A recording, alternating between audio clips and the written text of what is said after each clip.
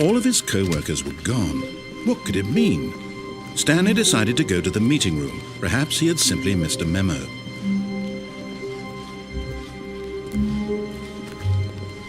When Stanley came to a set of 2 open doors, he entered the door on his left.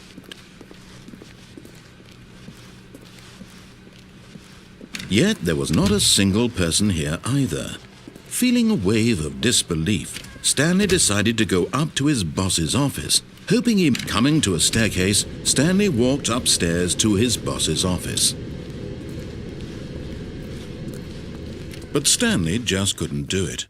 He considered the possibility of facing his boss. Admitting he had left his post during work hours, he might be fired for that. And in such a competitive economy, why had he taken that risk? All because he believed everyone had vanished? His boss would think he was crazy. And then something occurred to Stanley. Maybe, he thought to himself, maybe I am crazy. All of my co-workers blinking mysteriously out of existence in a single moment for no reason at all?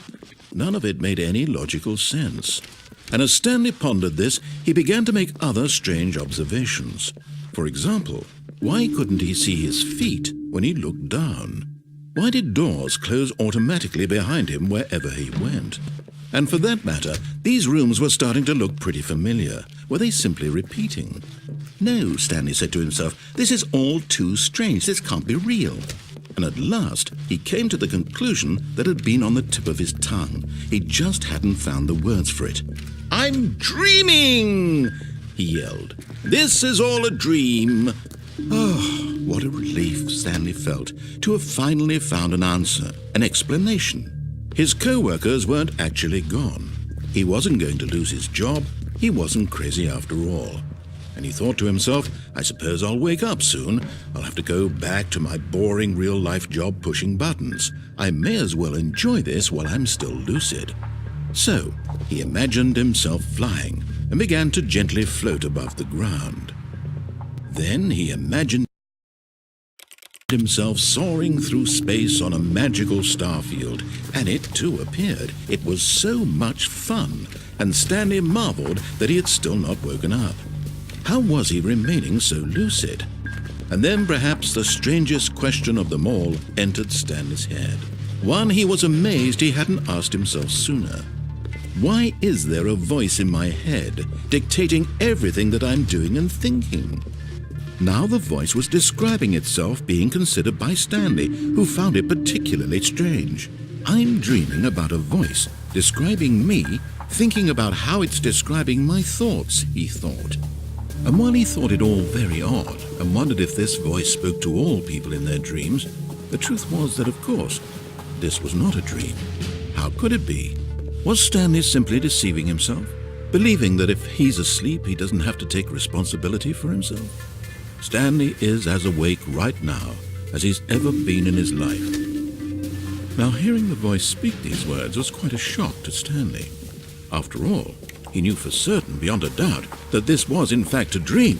Did the voice not see him float and make the magical stars just a moment ago? How else would the voice explain all that? This voice was a part of himself too. Surely, if he could just... He would prove it. He would prove that he was in control, that this was a dream. So he closed his eyes gently, and he invited himself to wake up.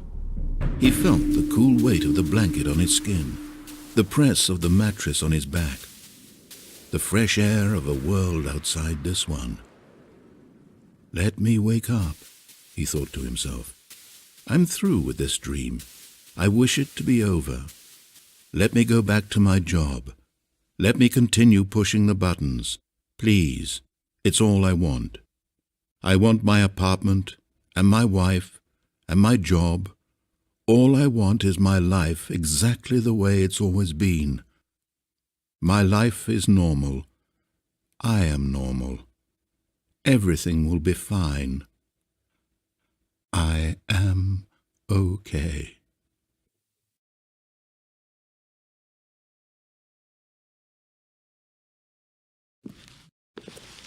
Stanley began screaming. "Please, someone, wake me up. My name is Stanley. I have a boss. I have an office. I am real. Please, just someone tell me I am real. I must be real. I must be. Can anyone hear my voice? Who am I? Who am I?" And everything went black.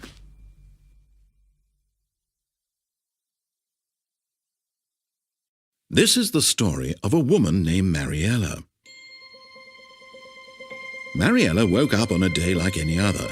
She arose, got dressed, gathered her belongings, and walked to her place of work.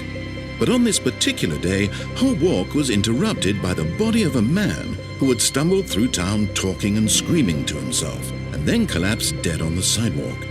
And although she would soon turn to go call for an ambulance, for just a few brief moments she considered the strange man. He was obviously crazy, this much she knew. Everyone knows what crazy people look like. And in that moment, she thought to herself how lucky she was to be normal. I am sane. I am in control of my mind.